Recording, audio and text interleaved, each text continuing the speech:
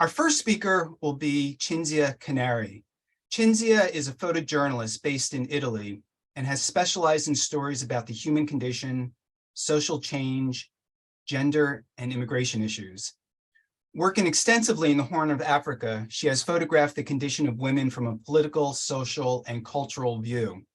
She has published in international magazines such as New York Times, Days Japan, C'est Moi, XL, Semanal, Often Post in Mind, Open Migration, and Washington Post. Women's Body as Battlefield won first place in category Issue Reporting Picture Story in Picture of the Year 2022. Cinzia obtained her master in photojournalism at WSP in Rome and studied photography at the Fondazione Marangoni School in Florence, and pardon my poor pronunciations here. She has a degree in psychology and worked for many years in the Department of Mental Health. And Cinzia will be joined by her colleague, Atisha Calvin-Smith, who will assist with translation if needed. So, hi, Atisha. All right, so Cinzia, why don't you begin with your presentation? Yes. I would like to thank Glenn Ruga, the community of social documentary network, for the opportunity they have given me to talk about my project. I also thank the audience present today for their interest in my work. My project, Women's Bodies as a Battlefield, talks about the use of women's bodies as a weapon of war. It focuses on Eritrean Tigrinya women who have fled across the borders of 3 geopolitically linked countries, Eritrea, Ethiopia, and Sudan. Women in these countries have constantly been subjected to bodily violence, victims of social political changes, and also ethnic or border-related conflicts. Now I share my screen so I can talk about my project with the pictures.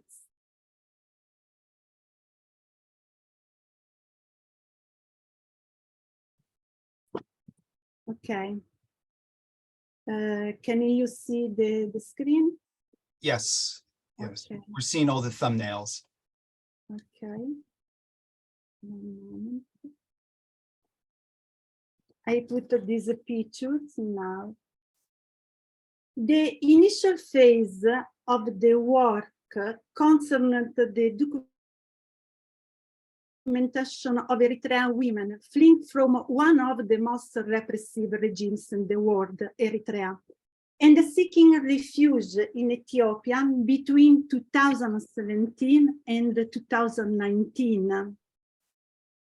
Then, after the Ethiopian Federal Army invaded Tigray with the support of the Eritrean military and the Amhara militia in 2020, the project focus has broadened to include Tigrinya women, joining Eritrean women in their flight from North Ethiopia to the capital Addis Ababa of Sudan. In Tigray, the Eritrean army used sexual violence as a weapon of war against both Eritrean and Tigrinya women. For Eritrean women, as punishment for their flight from Eritrea. For the Tigrinya women, as extermination action. Their bodies became battlefields on which there were no sides. Because the Eritrean army used violence both Tigrinya and Eritrea, so there were no sides. And I would like talk Also my motivations that led me to choose this work. I'm a freelancer, so I decided to start this work in 2017. I think my country has a historical debt with the countries of Horn Africa, because Italy was a colonizer here. Eritrean Tigrinya women were also born from violence by Italian men. I met a lot of women called with Italian names, Anna, Joanna, Elena, but the majority of them hadn't been recognized by their Italian fathers. I'm a woman and I have a privileged position.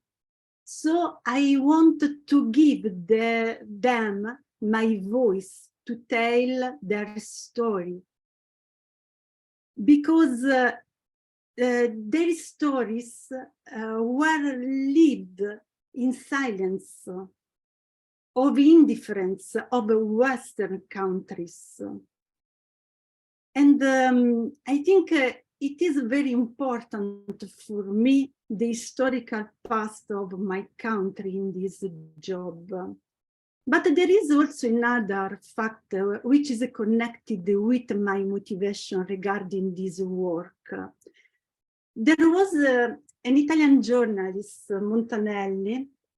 He was a fascist, sorry, and when I was a young girl, I looked at a picture where is this journalist together with a young Eritrean girl. She was married with Eritrean girl, and this girl, she was only 12 years old. I had the same age of this girl when I looked at this picture, and I felt shocked, but above all, I felt anger.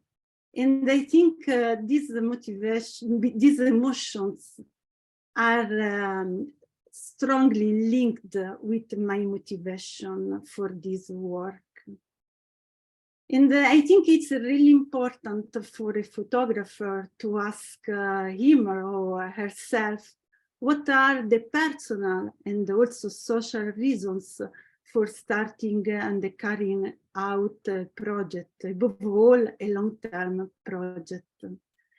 Now I talk about my project with my pictures, and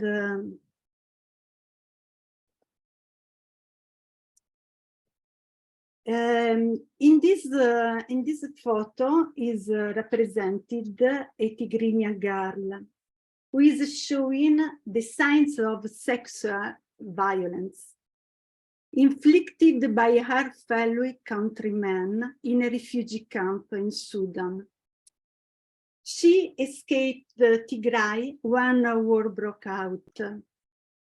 I chose this photo as the first because the identity of this girl is hidden, and it is a symbol of how the violation of women's rights takes place in anonymity and in general indifference of the international media.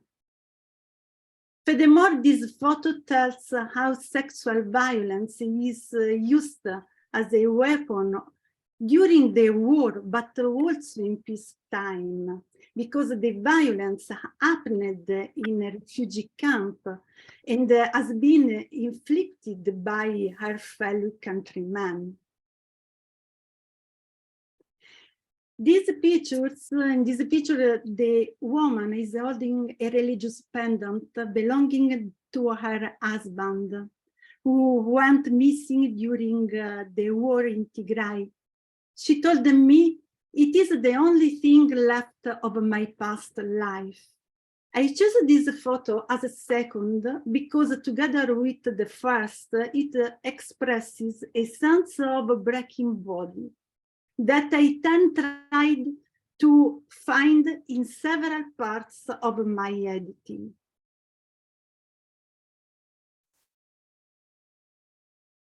An Eritrean girl is walking along the railway which connects Eritrea with Ethiopia.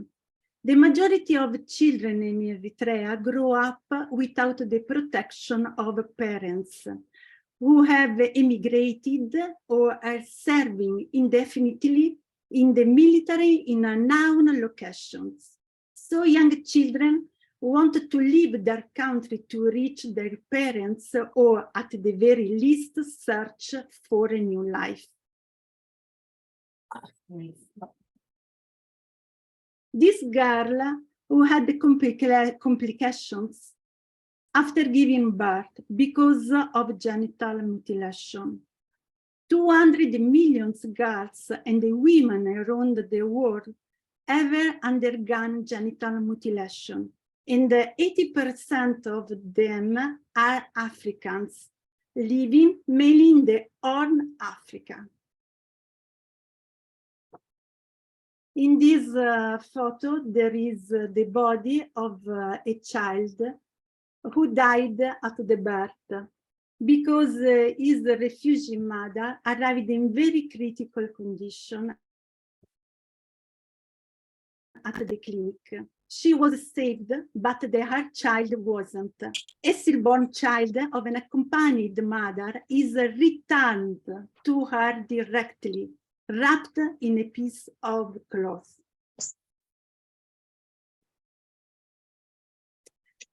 This photo is important, and she is Ellen, and is showing a scar caused by a bullet shot during a military exercise in Eritrea. The incident was reported as accidental, but since it happened after the Eritrean police stopped Ellen while she was escaping Eritrea, it is really probable that the shot was intentional as a form of punishment. In fact, girls who try to leave Eritrea are often shot in the stomach by military police as a punitive act preventing them from having children. I will show you another photo with another girl shot at the stomach, because the systematic targeting of women's bodies during the wars has come to light as a strategy used worldwide.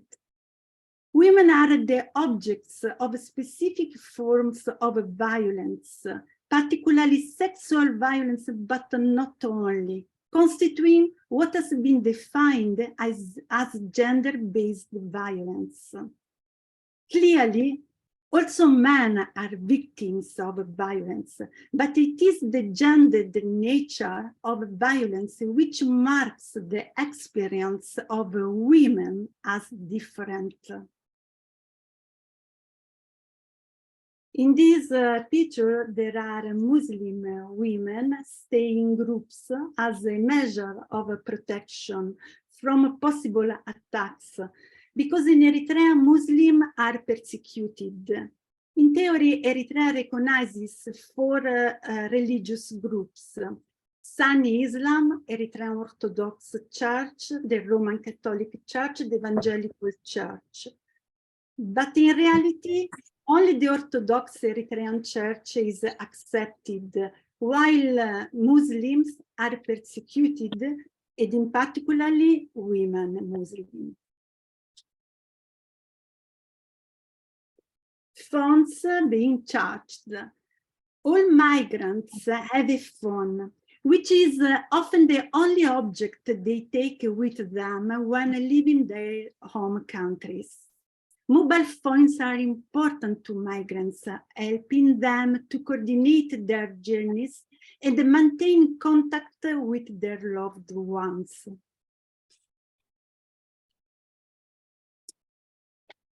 A group of unaccompanied underage girls play together in a tent in a refugee camp in Sudan. These girls fled the conflict in Tigray and arrived alone in Sudan. Only one of these girls has received news from her family. The others don't know if any family member is still alive. For me, this photo is very important because it expresses the strength of being young and of believing the future despite everything. Cinzia, are these both Eritrean women and Ethiopian women? No, only they are only Tigrinya women, From Tigrinya Ethiopia. girls in this tent. Which means Then there is a photo with Tigrinya and Eritrean women together. But I have only a photo with Tigrinya and Eritrean women. This river called the Tegese and connects Eritrea, Ethiopia, and Sudan. Ethiopians and Eritreans are helped to immigrate across the Tegese River by smugglers. After the peace, the borders were opened for 1 month, only 1 month for Eritrea, and for more months for Ethiopian, but for Sudan not, and they cross the river illegally. Also here there are Eritrean women in group, and one of them has just given birth to the child, carried under a blanket. This photo is very important.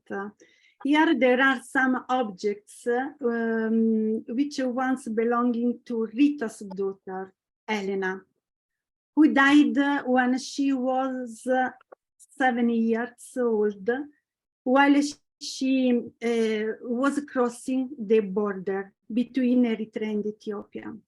Elena had a congenital liver disease, which didn't allow her to survive the journey. She was buried along the migration route. Rita told me that she would like to live where her daughter is buried.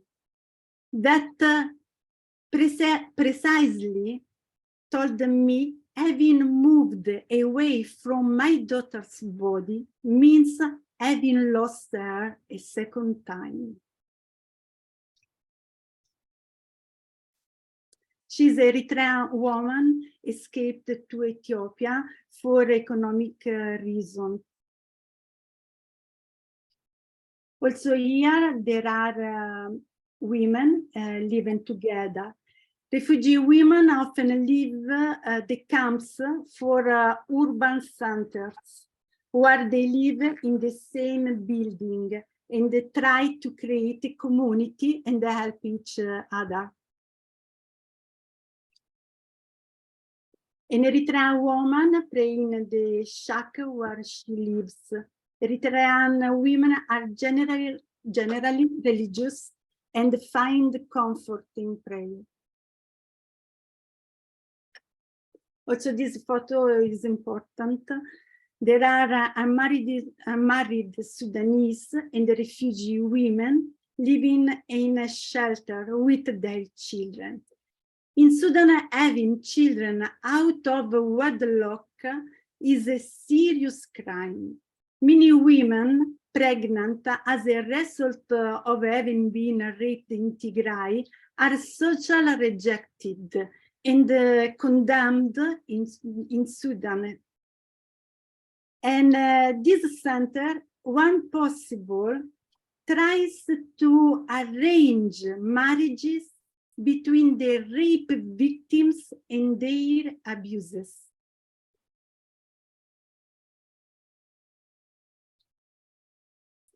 Yemen shows the scar she got during a shooting while she was fleeing the refugee camp in Amara region.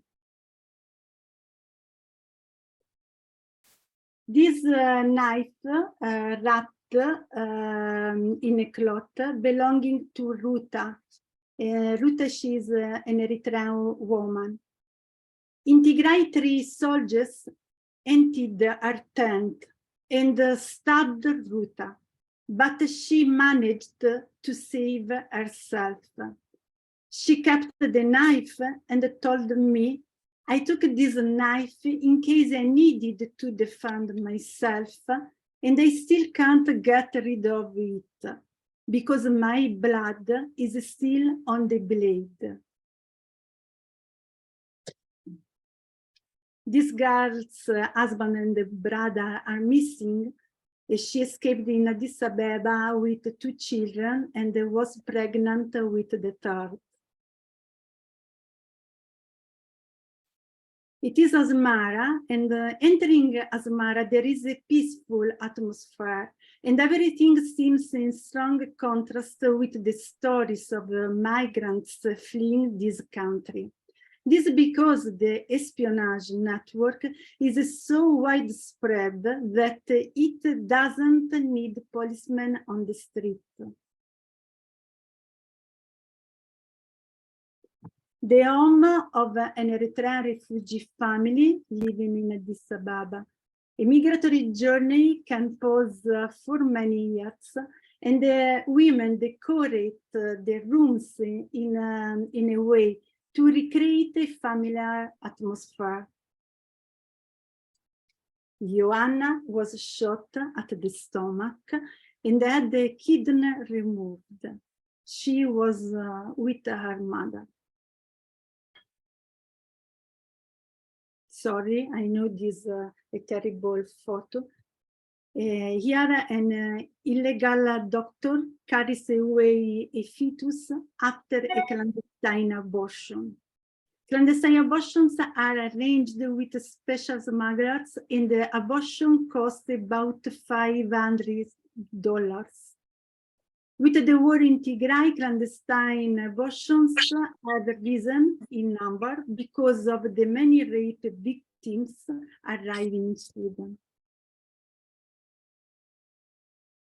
Tigrinya and Eritrea women, that's is the photo, praying together for their dead or missing children. While the armies of their countries were fighting against each other, they were praying.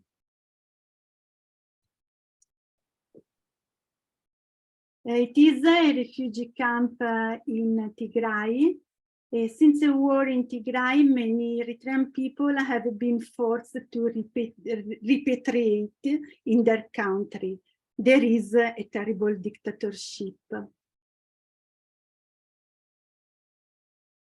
This girl arrived in refugee camp completely alone and shocked. Nobody in the camp knows her personal story. This is my last photo. There is an Eritrean child alone in a home of Eritrean family in Addis Ababa. I chose this photo as the last because this child seems to be asking for a different future, and this is my wish. All right, well, thank you for that, for these incredibly powerful photographs and really giving us an inside view of a situation that, you know, some of us have followed in the news these past few years, but we just haven't seen the people, and particularly the women, who have been affected in this way. We have time for a few questions now, and then we'll have a larger discussion afterwards. But we have one question from the chat, which is really the same question that I would ask of you, Cinzia. The question is from Bruce Byers, who asks, as a woman, how are you able to do this project? What were your difficulties in getting the photographs? And I'm going to share in 1 second. And in these countries, it's difficult to work. I arrived always sun covers and because for example in Eritrea it's impossible get a journalistic visa, but I'm working together Eritrean and Tigrinya diaspora in Italy, because I think it's very important when I start a work, enter in the community of the issue I talk with through my project, and so I organized my journey, my work together, diaspora, and so when I arrived, I can work because I have an important relationship with their story. You can see I prefer a reportage talk the story through the particular stories of life of some people. We have an interesting question from Roberto Muffaletto in Sicily, also in Italy. Cinzia, what did the people in your images gain from being photographed? Sorry, can you repeat?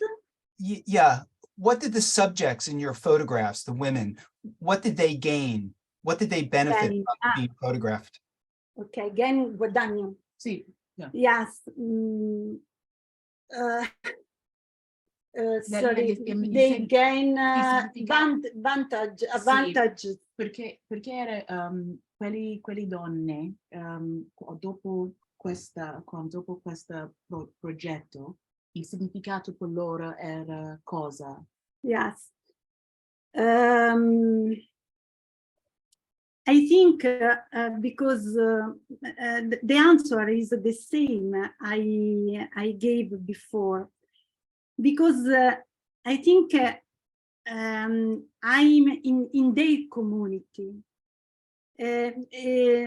Last Sunday, I received a prize of Tigrinya community for my work. So I think they want to tell the story because the first reason, because their story can know in the world. But I think also me, because I'm part of their community. I really, before I start this project, I stayed 1 year in Rome in a shelter, only met Eritrean women, and I listened their stories, and I built my network. So I think they tell their stories because they have trust in me, and because they hope their story can know in the world, because anybody tells about the situation in Tigray or in Eritrea. Roberto, that's a good question we could ask about any documentary photograph, but I'm glad you brought it up today. So why don't we hold off further questions for Cinzia until later? I do see a few other questions in the chat, but let's move on to our next speaker, Nicola Ókin Frioli. He's an Italian freelance photographer. He graduated in fine arts and worked for 20 years in documentary photography and advertising campaigns. In these 20 years, he's traveled mainly in Mexico and the Ecuadorian Amazon. He has lived in Mexico for the past 15 years with his 2 dogs. His work has been published in magazines such as The Washington Post, Time Magazine, The Guardian, Stern, El País, Semanal, Geo, British Journal of Photography, among others. And Nicola will present in Spanish with simultaneous translation by Diana Ruiz, who is in France. So let me turn this over to Nicola and Diana now. Nicola? Yeah.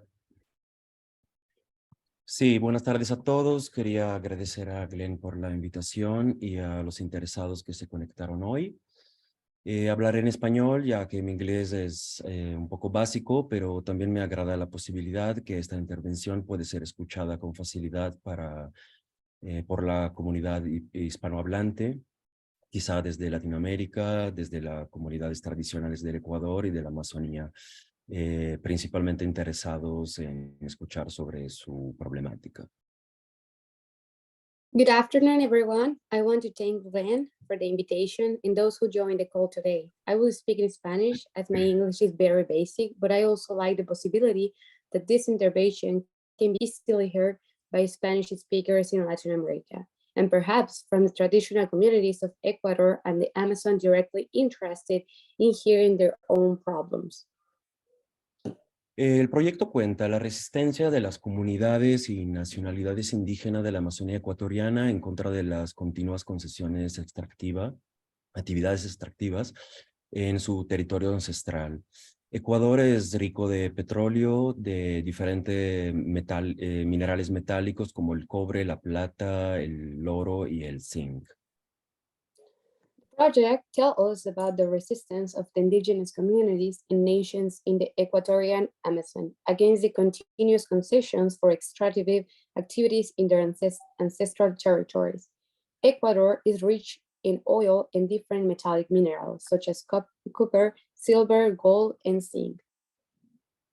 Esta región amazónica es hogar de numerosas etnias nativas, como los Cofán, los Guarani, Quichua, Zápara, Shuar y Achuar, entre otros. Y durante décadas esta área ha sido objeto de la explotación de recursos naturales por parte de compañías extractivas nacionales y extranjeras en una región entre la más biodiversa del planeta. This Ecuador's Amazon region is home to numerous native ethnic groups, such as the Cofán, Guarani, Quichua, Zapara, Shuar, and Ashuar, among others. For decades, this area has been subject to the exploitation of natural resources, such as oil and metals, by nation and foreign extractive companies in a region that is among the most biodiverse on the planet. Casi todos los territorios ricos de estos recursos se encuentran en territorios indígenas, que son territorios declarados territorios ancestrales por parte del Estado. Sin embargo, no se está respetando el derecho a la consulta previa a las comunidades.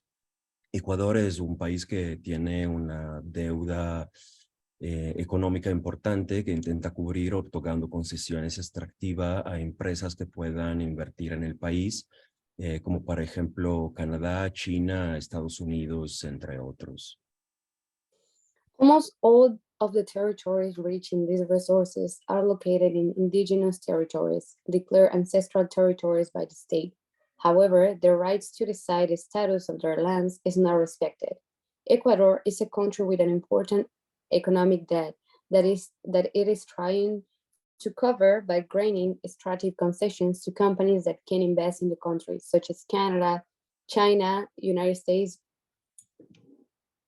El proyecto recorre así desde norte a sur una vasta área de diferentes provincias, diferentes naciones indígenas y diferentes casos de amenaza extractiva ambiental.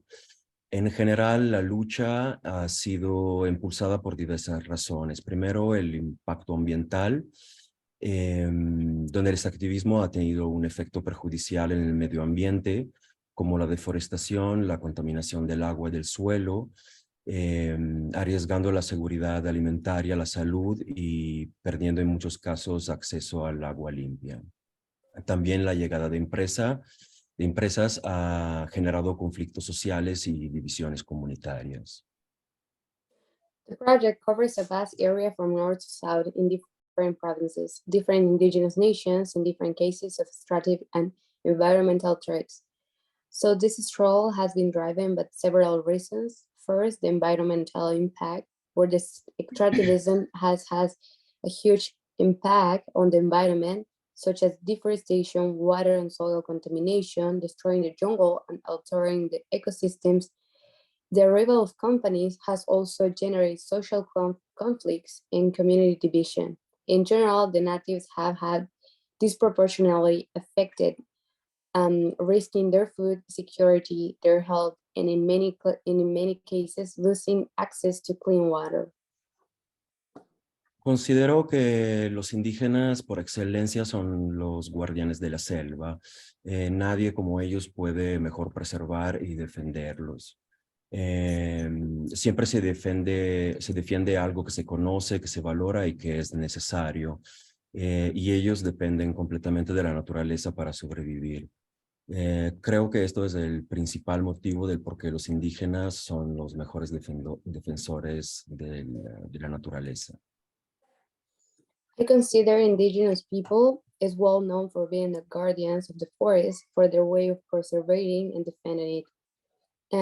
Because I feel like you're going to defend something that you love and is part of you. And natives are completely dependent on nature for their survival. I think this is the main reason why indigenous people are the best defenders of nature. Ellos viven en territorios entre lo más biodiverso, en estrecha relación con todo lo que le habita, y viven con un sentido de interconexión entre todas las cosas, inclusive espíritus, que como ellos cuentan, interactúan con ellos en los sueños, en sus percepciones. Para el antropólogo francés Philippe Descola, los indígenas amazónicos consideran árboles, plantas, animales y espíritus como parte de su sociedad en una forma idéntica entre ellos. Esto es un poco para comentarle la percepción y la gravedad del extractivismo por parte del nativo. They live in territories among the most biodiverse, in close relationship with all the inhabits it. They live with a sense of interconnection with all things, including spirits that, as they say, interact with them in dreams and in their perceptions. For the French anthropologist Philippe Descola, the Amazonian Indians consider trees, plants, animals, and spirits as part of their society and identical among themselves.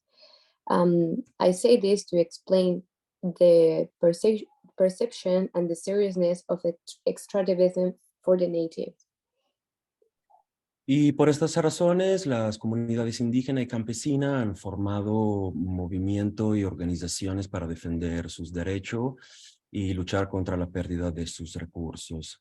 Han llevado a cabo protestas, bloqueos de carretera, paros nacionales, ocupaciones pacíficas de instalaciones petroleras y acciones legales para proteger sus tierras y detener la extracción. For these reasons, indigenous and communities have formed movements and organizations to defend their rights and fight against the loss of resources. They have carried out protests, road blockades, national strikes, peaceful occupations of oil installations, and legal actions to protect their lands and stop extraction. Así que han establecido alianza con organizaciones ambientalistas y otros actores sociales para fortalecer su lucha y lograr un cambio en la política pública. Así haciendo, lograron generar un debate sobre el reconocimiento de los derechos de las comunidades y su participación en las tomas de decisiones sobre el uso de sus tierras. They have established alliances with environmental organizations and other social actors to strengthen their struggle and achieve a change in public policies, and certainly in generating a debate on the recognition of the rights of communities and their participation in decision-making on the use of their lands. Así que podemos decir que esta resistencia ha tenido efecto positivo para la preservación cultural y del medio ambiente, Y quizá entre los pocos casos y ejemplos donde los nativos han podido ganar sobre el gobierno y las empresas. Siento que la importancia de esta historia pueda ser un ejemplo para otros casos similares donde los pueblos estén en resistencia contra las actividades extractivas. This resistance has had positive effects for cultural preservation in the environment. And it is one of the few cases where the natives have won against the government and companies. So that's the reason I feel that this story can be an example for other similar stories where people are in resistance to protect their resources. Quería aquí hacer un par de aclaraciones sobre la minería. Hay actualmente un agravante, ha crecido a nivel exponencial este tipo de problemática. Aparte de las empresas mineras a gran escala, en los últimos años hubo un crecimiento exponencial de la minería ilegal. Son minerías constituidas por un número inferior de personas respecto a la minería a gran escala o a cielo abierto, como se llama, y siempre utilizan mercurio y otros agentes químicos para dividir la tierra con el metal. Y estas actividades normalmente están resguardadas por individuos armados. There is currently an aggravating factor regarding mining, in addition to large-scale mining companies such as the Chinese, and in recent years, there has been an exponential growth in illegal mining. They are formed with a smaller number of people compared to large-scale mining. They use excavators and machinery, and they also use mercury and other chemicals agents, and these activities are usually guarded by armed individuals. La segunda aclaración que quiero hacer es que siendo esto yacimiento localizado en territorios indígenas y por no haber habido una consulta previa y informada con las comunidades, en realidad también la extracción por parte de empresas a gran escala en realidad se vuelven ilegal, la petrolera como las mineras. I want to make another clarification here. Since these deposits are located in indigenous territories, and because they has been prior and informed consulting with the communities, also the extractions by large-scale mining or oil companies, even if they have a government concession, actually they become illegal. Sí, la consecuencia de la extracción del petróleo son similares. Llegan, extraen, dejan enteras zonas contaminadas y ecosistemas devastados, también debido a los continuos derrames de petróleo. Y todas estas aguas tóxicas que producen y los químicos que utilizan son vertidos y abandonados intencionalmente en los ríos, en la tierra lodosa, en piscinas sin recubrimiento, piscinas de desecho que suelen tapar después cuando se van con simple tierra. Y todos estos residuos tóxicos se van donde quieran que vaya la lluvia, transportando metales pesados como el mercurio, el cadmio y hidrocarburos. The consequences of oil extraction are similar. The companies arrive, extract, and leave whole areas polluted and ecosystems devastated. All the toxic waters they produce and chemical use are dumped and abandoned in rivers or muddy land, or sometimes in waste pools, which normally after they use, they just cover with soil. And all this toxic waste goes wherever the rains travel, carrying heavy metals such as mercury, cadmium, and hydrocarbons. También el aire donde hay extracción petrolera está contaminada por las quemas de gases por los mecheros. Cuentan alrededor de 450 mecheros en solo 3 provincias amazónicas del Ecuador, que queman gases naturales todos los días y a todas las horas. The air is also polluted by burning fumes from the oil flaring plants. There are around 450 oil flaring plants in only 3 Amazonian provinces of Ecuador, which burn natural gases every day. Así que el proyecto es un proyecto a largo plazo que yo empecé en el 2015 como mi primer viaje a la Amazonía. Decidí partir para conocer el territorio de los indios Shuar en el sur ecuatoriano, y de ahí el proyecto se expandió geográficamente en otras provincias y con otras nacionalidades indígenas y otras problemáticas. This project began to be developed in 2015 on my first trip to the Amazon for a different purpose than, however, led me to get involved with the community that will lead me to return to write about the life of the Amazonian people in the future. So I decided to leave where I was living before to discover the territory of the Shuar Indians in southern Ecuador. And from there, the project expanded geographically in other provinces with other indigenous nations and with also other problematics. Quería comentar aquí que la edición y la selección que están viendo en Social Documentary Network y que envié para aplicar al ZEKE Award ha tenido ya una actualización. Yo en diciembre apliqué al concurso desde la selva en mi último viaje en el Ecuador, y algunas de las fotos producidas entre diciembre y enero fueron incluidas en la edición actual. The edition and selection that you are seeing on SDN, Social Documentary Network, and that I sent to apply for the ZEKE Award has already been updated, because in December, I applied to the contest from the jungle during my last trip to Ecuador, and some of the photos produced between December and January were included in the current edition.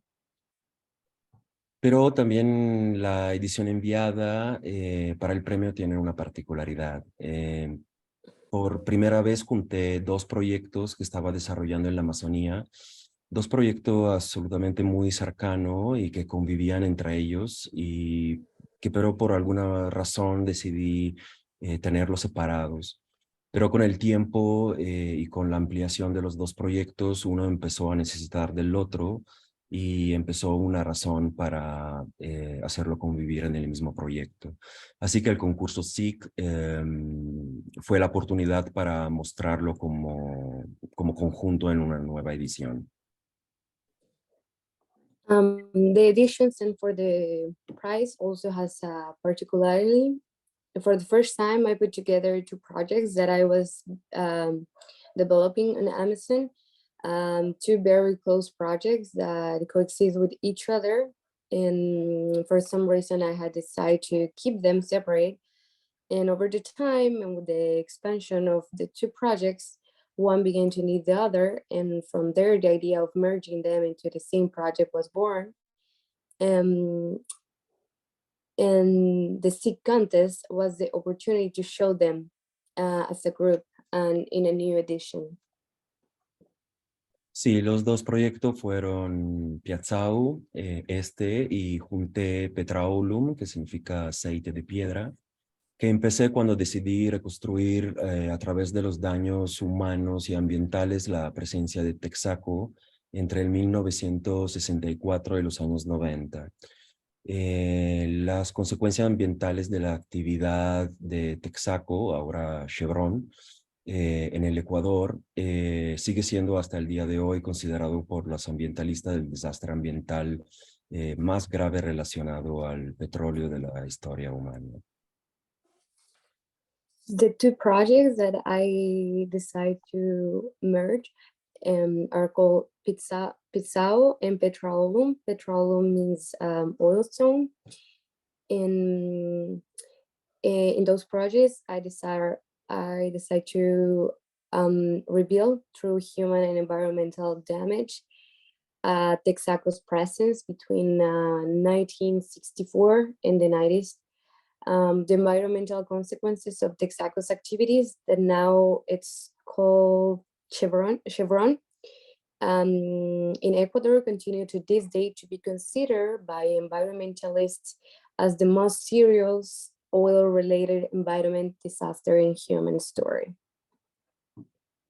Ok, ahora Glenn, si quieren podemos comentar algunas fotografías. Por ejemplo, la primera de la selección. Now we are going to comment a little bit about the pictures. If Glenn can help us with the first picture, please.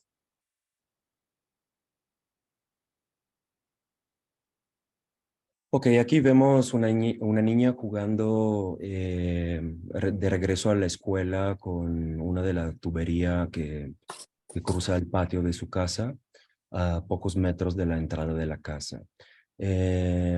Hay una específica importante. Estas tuberías fueron construidas durante la actividad extractiva de Texaco en estos 40 años, desde el 64. Pero cuando la compañía salió de Ecuador, toda la estructura de la tubería fue heredada, ya vieja, ya dañada por parte de la Compañía Nacional Petroecuador, que hasta el día de hoy está extrayendo petróleo. In the first picture, we can see a little girl playing with the pipelines that are that cross her house. And this picture is really important because the pipelines that you can see were built for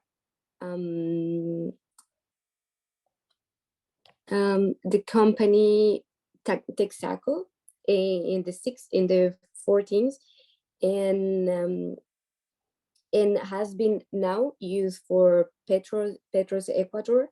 And we want to say that these pipes already they shouldn't be using because they are pretty old, and right now Petro Ecuador is having using them for many years, and they are still extract oil from there. Ahora, siguiendo sobre esta fotografía, sería bueno hacer una aclaración sobre la actividad de Texaco, de Chevron, y lo que sucedió, porque hubo una ganancia por parte de las comunidades. Ellos demandaron la empresa por la por la contaminación causada durante décadas de operaciones petroleras. Se dictó una sentencia en el 2011 que condenaba a Chevron pagar una indemnización para los daños ambientales causados, aunque la empresa ha desafiado la sentencia y ha producido años de litigio posteriores.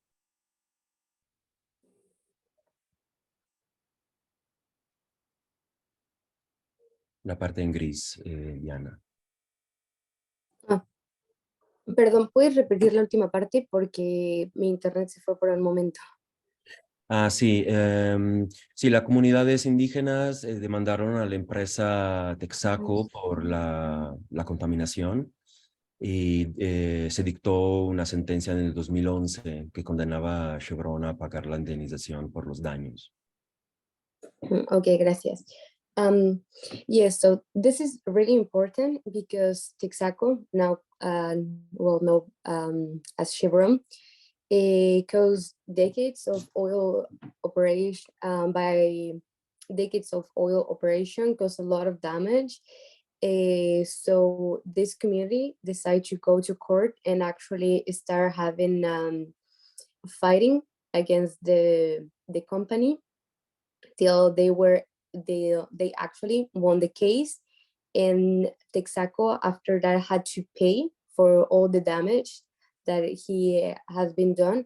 But unfortunately, even if he has to pay for all these years, they have been having the case in past, and they didn't pay. The company didn't pay yet for all the damage he has been doing. Sí, Texaco en Ecuador llegó en el 69 con una concesión de 1.5 millones de hectáreas de selva amazónica para extracción en la provincia de Orellana y Sucumbío. En este tiempo, los únicos habitantes de la zona eran los indígenas y algunos colonos que estaban llegando desde el sur durante la década de los 60 con la promesa de tener tener tierra y una mejor vida. Texaco arrived in Ecuador in 1964 with the concession of 1.5 million hectares in the Amazon jungle for extraction in the province of Sucumbíos and Orella. And when they arrived, the only inhabitants in the area were indigenous people and settlers who arrived in the 60s with the promise of land and a better life there. Texaco admitió en la Corte Constitucional haber vertido 19.000 millones de galones de crudo y productos químicos dañinos directamente en los ríos, en piscinas sin recubrimiento durante décadas en una región especialmente biodiversa. Texaco admitted in the Constitutional Court to have dumped 19 billion gallons of crude oil and harmful chemicals directly into online rivers and pools over decades in a particularly biodiverse region. Y como dije, constituyó uno de los mayores desastres de petróleo que el mundo haya nunca visto, contaminando un área de 4.000 kilómetros cuadrados. As I said earlier, it was one of the biggest oil disasters the world has ever seen, contaminating an area of about 4,000 square kilometers. Y frente a la corte, Texaco admitió, dijo que en la zona donde ellos trabajaron no había presencia humana, descalificando principalmente la presencia de los indígenas. When they were in the court, according to the company decided to say that in the area when they arrived and they were working, there was no human presence, mainly disqualifying the presence of indigenous people. Luego, sobre esta foto, esta es una foto aérea hecha desde una avioneta. Siento que es importante porque esta ciudad, este pueblo se llama Shell y tomó el nombre por la primera empresa petrolera que entró en Ecuador en el 1937. This picture is an aerial view of the town Shell in the Pasta province, Ecuador, and it is important because this town is named Shell by the first oil company that arrived in Ecuador in 1937. Ok, pasamos, Glenn, a la foto 14. Ok, aquí vemos Osvaldo, un indígena cofán de la comunidad de Sinangüe, con un visor de dron utilizado durante una jornada de formación para uso de drones y localizadores GPS. A final del 2018, la comunidad cofán y la comunidad de Sinangüe y el pueblo cofán ganó una batalla legal histórica por proteger la cabecera de Río Guarico, uno de los ríos más grandes, más importantes de Ecuador, y así anulando 52 concesiones mineras que habían sido otorgadas por parte del gobierno y pudieron liberar más de 32.000 hectáreas de selva primaria del impacto ambiental del extractivismo. Osvaldo is an indigenous man from the Cofan community of Sinangüe, with with his visitor to navigate drones during a training day for the use of drones and GPS locators. On late October 22, in 2018, the Kofan people in Singawe in the Ecuadorian Amazon won a historic legal battle to protect the headwaters of the Aguarico River, one of the Ecuador's largest and most important rivers, and overturned 52 mining concessions that had been granted by the government in violation of the Kofan's right to consent, freeing more than 32,000 hectares of primary rainforest from the devastating environmental and cultural impact of gold mining. Con el apoyo de Fundación Alianza Seibo y Amazon Frontline, recibieron asesoría legal y comenzaron a utilizar cámara trampa, drones, GPS para poder documentar todos sus territorios y poder mapear la zona y declarar amenazas y denunciar, digamos, intrusos a la policía ambiental en sus territorios. Y en junio del 2018 presentaron una demanda contra el Ministerio del Medio Ambiente en Ecuador y efectivamente el gobierno había otorgado 20 concesiones a empresas mineras a gran escala y 32 estaban pendientes para empezar las actividades extractivas.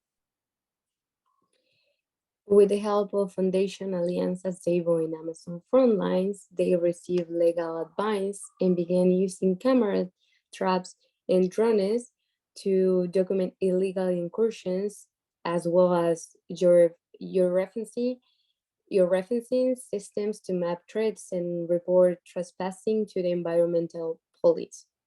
In June 2018, with the support of Amazon Frontlines, they filed a lawsuit against the Ecuadorian Minister of Environment, and the Ecuadorian government had granted 20 concessions to large-scale mining companies, and 32 were pending for gold extraction without free, prior, and informed community consultation. Excuse me, Nicola Glenn. and Diana, in the interest of time, can we go through the next 3 pictures fairly quickly? Okay. Yeah. Sí, podemos hacerlo súper rápido. Sí, Glenn, we go to the other one, the picture with the bridge, the people over the bridge. Aquí hay algunos miembros del grupo de seguridad indígena Huío de la comunidad Sarayaku.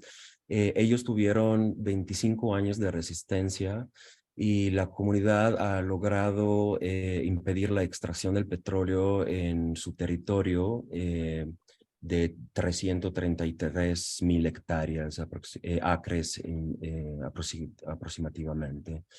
Y bueno, tuvieron ellos también una victoria con la Corte Interamericana de Derechos Humanos que falló en contra del gobierno, no dando la posibilidad de tener explotación petrolera y militarización de su territorio ancestral. In this picture, we can see members of the Sharakuwo Indigenous Security Group, and after they were on the resistance for 25 years. And in 2012, the Kiksha community won a historic victory for indigenous rights when the Inter-American Court of Human Rights ruled against the Ecuadorian government for authorizing oil exploitation. Ok, aquí vemos a Antonio Mayancha, que es coordinador de Sisanampi, significa frontera de vida, que está plantando árboles en un día de lluvia en todo el perímetro del territorio de Sarayaku. El motivo es que estos árboles en un tiempo de entre 20 y 40 años tendrán su floración en la parte más alta de la vegetación, haciendo que las flores sean visibles desde el cielo, así para evitar el aterrizaje de avioneta, de helicópteros militares o de cartógrafos para poder mapear el territorio e encontrar recursos naturales y así defender sus zonas declarándolas intangibles. This last picture, his name is Antonio Mayancha, and he's coordinator of Seaside Nampi. It's a frontier of life, planting trees in the rain. And the reason why he's planting trees is because when these trees reach their adult size in a time between 20 and 40 years, their flowers will be visible from the sky, from planes or helicopters, marking the perimeter of the sacred territory of the Quechua people of Saraya, announcing the prohibition to companies or the military for the landing. Sí, me pareció importante porque el empleo de flores como resistencia me pareció una forma romántica y pacífica de lucha y de preservación. Y hay que decir también que Sarayaku, según una antigua profecía de los ancestros chamanes, he llamado el pueblo del mediodía por ser un pilar de defensa territorial, cultural y espiritual, como si fuera un faro tan fuerte como el sol de mediodía y el último pueblo nativo a caer en frente a la amenaza extractiva. I took this picture because for me it was a romantic, intelligent, and peaceful form of defense, preservation, and a kind of resistance with flower. And according to an ancient prophecy of the shaman ancestor, Sharayaku, it's called the people of the midday for being a pillar of territory, cultural, and spiritual defense, a beacon as strong as the midday sun, and the last native people to fall to the extractivism trade. Okay. That's it, Glenn. That's all. All right, well, thank you. That's an extraordinary presentation about the work you're doing and what's going on in Ecuadorian Amazon there.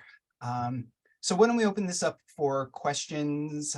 If you'd like to ask a question, just feel free to unmute yourself when you find a moment. But I do have one question from Bruce Byers again from the chat, and I believe it's for Nicola, which is, have you been encouraged to stop reporting? La pregunta que viene ahora es si alguien te dijo que pararas tu reportaje. No, pero creo, no sé si es una paranoia mía personal por algunos detalles, pero creo no ser bienvenido en Ecuador por este proyecto. No one encouraged me to stop, but I don't know if it's just my feeling, but I feel like I'm not welcome in the Amazons, because I'm doing this project. Por ejemplo, ha pasado una de las veces cuando cubrí el enfrentamiento de los indígenas Shuar contra los militares en Nanking. Cuando yo salí del país, en la computadora de migración me cambiaron la fecha de entrada, buscando una excusa para que yo no agarrara el avión. Hubo un triple chequeo en el aeropuerto de mi maleta, me abrieron computadora, querían checar si yo me estaba llevando documentos sensibles desde Ecuador. For example, last time when I left Ecuador, when I was trying to leave Ecuador, I was reporting the battle between Shuar and the militaries in Nanking.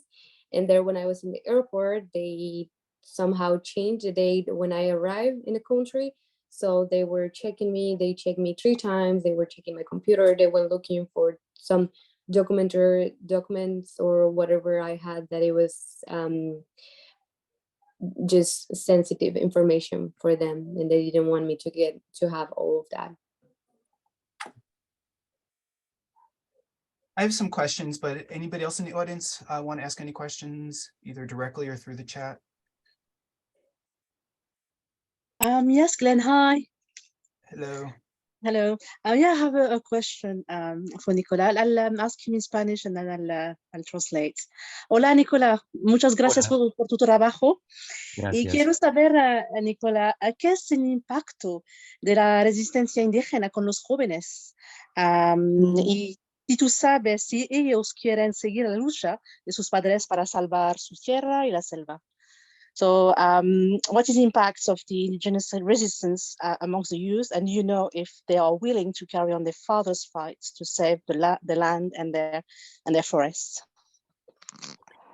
Sí, y en algunos casos, en algunas zonas, la resistencia empezó justamente como tú decías, desde las personas ya mayores, ¿no? Como estaba diciendo, Sarayaku lleva 25 años de resistencia.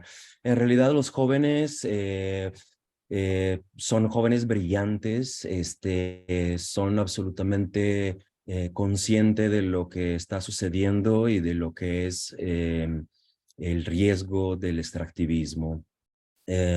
Hubo una época, no te sabría decir bien cuándo, donde había la necesidad de los jóvenes de ir a la ciudad porque no querían vivir en la selva como vivían sus ancestros y sus padres. Pero hubo justo con digamos, este testeo, la conciencia de que en realidad en la selva a ellos no le falta absolutamente nada. Lo que le puede faltar a ellos en la selva es si están siguiendo el modelo occidental, digamos, donde se necesita el dinero para poder vivir, comprar cosas, pero ellos saben perfectamente que la selva tiene abundancia y ahí no le falta absolutamente nada. Entonces hay una conciencia muy buena. El año 2021 hubo un paro nacional muy importante y creo que fue un evento donde se dieron cuenta los jóvenes amazónicos que en realidad tenían un poder sobre el país para poder detener la extracción. So, Thank you. perdón. Thank you very much. Gracias. Okay. Sí. Okay, so yeah, young people, it's also now are more conscious about the situation. At some point, for sure, they do wanted to try to go to the city and see how was there or how is the life there. But then eventually they realized that they had everything in the jungle if they do follow the philosophy of their parents, and they don't need anything else. So also in 2021, it was a huge national strike. So they realized that they do have power for stop the extractivism and keep their land.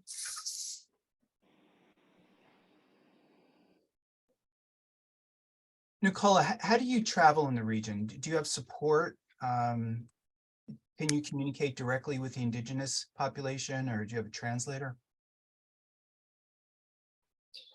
Nicole, ¿cómo fue que como empezaste a viajar?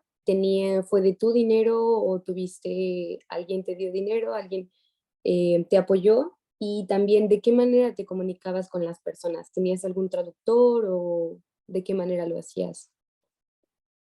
Ok, el motivo por qué yo fui a la Amazonía, en realidad inicialmente no fue el proyecto sobre la resistencia. Al contrario, estaba buscando, bueno, yo fui por una motivación personal un poco bizarra, otro tipo de investigación no periodística. Pero como fotoperiodista sí era la ocasión para poder testear y ver cuál era la historia que yo podía contar allá y para tener una razón más racional, digamos, para poder seguir allá. Yo hago campañas publicitarias, trabajo en fotografía publicitaria por el motivo de que me financio la fotografía documental con el advertising. Okay. Entonces Well, me autofinancié el proyecto desde el primer viaje Sí hubo un par de assignments por parte de Alemania, por parte de la revista Stern y Geo, pero normalmente gasto mi dinero ganado en la con la publicidad. De acuerdo. Okay, so about if I got some help with the money, the reason is no, because sorry, the answer is no, because in the first time I was going to go to Amazon for another reason, a personal reason, and then at the same time I realized that I could do some work as a photographer there, and then I start doing it because also I wanted another reason to go back to the Amazon.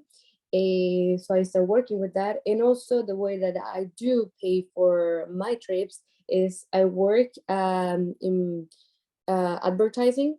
So with that money, I can actually financially pay for my trips when I have to go and do some work. I did get some money from Germany at some point from a newspaper, but that's the only time that I got something to help my trips.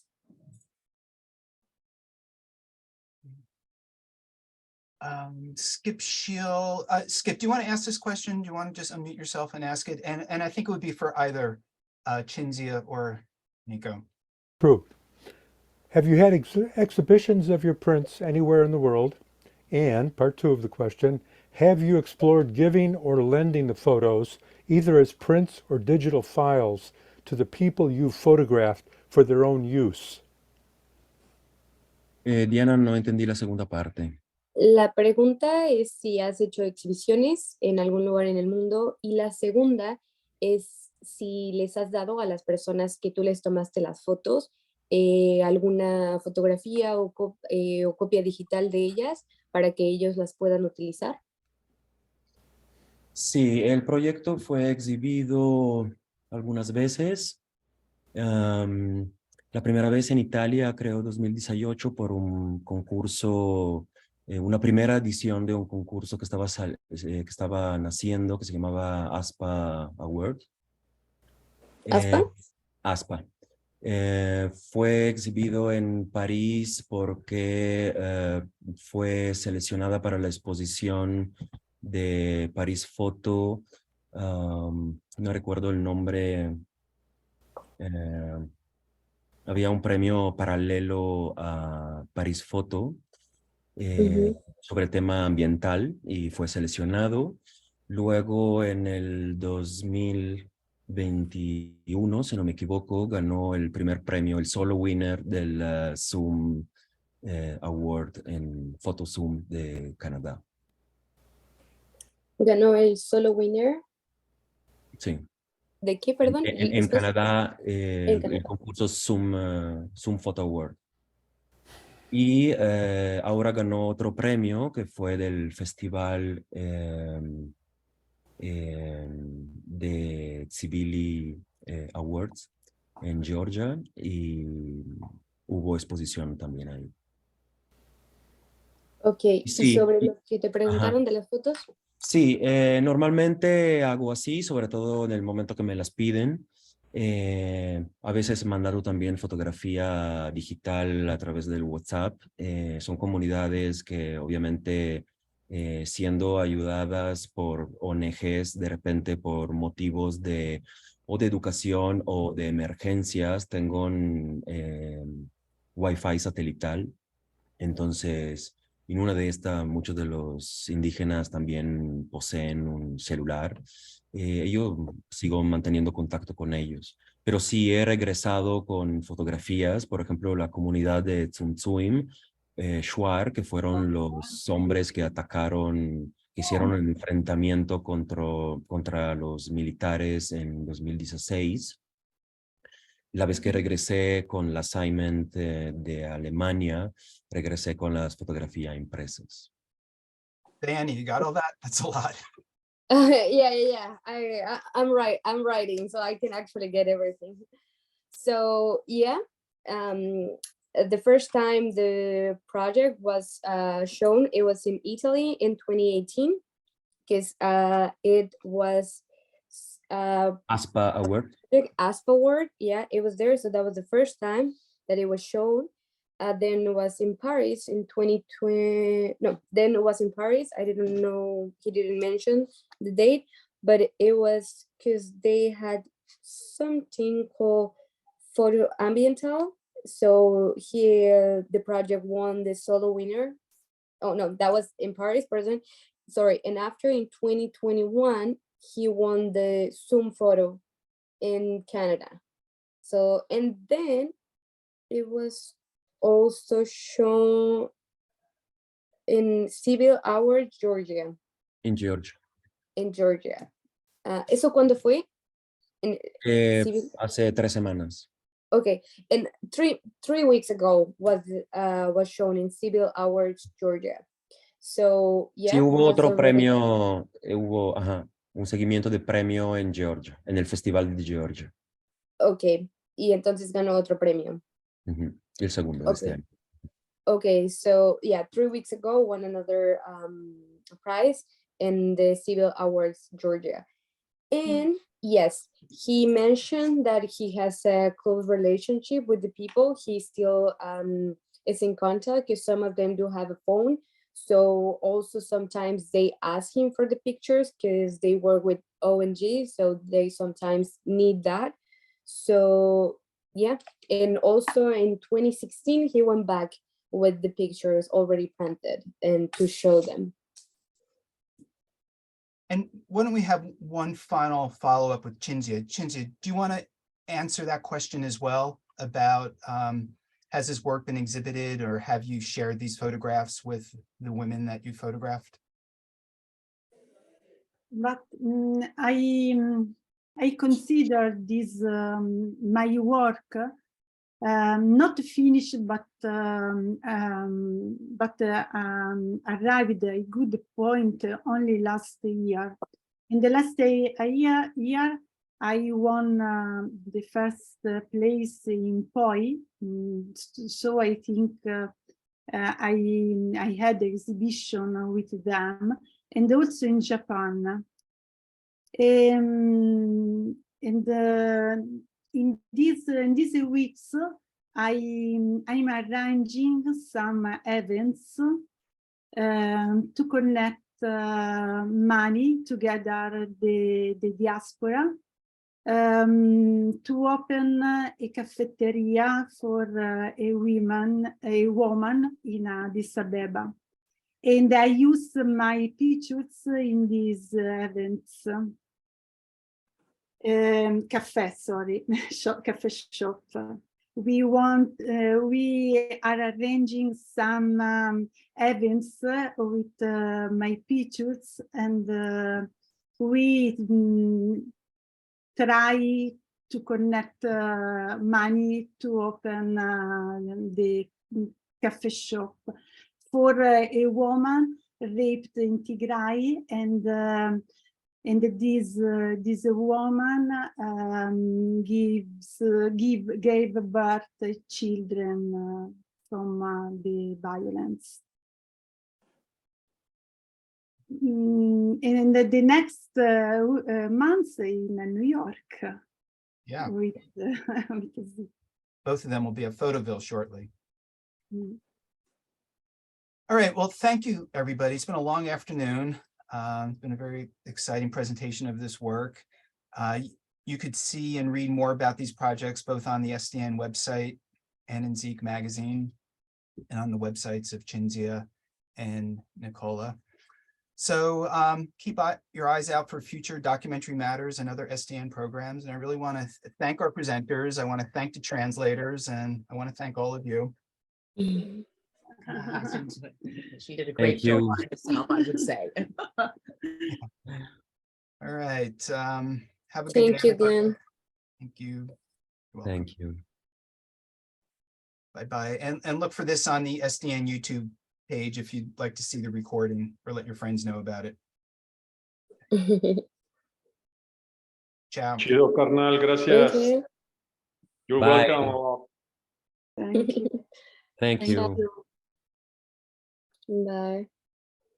Bye bye.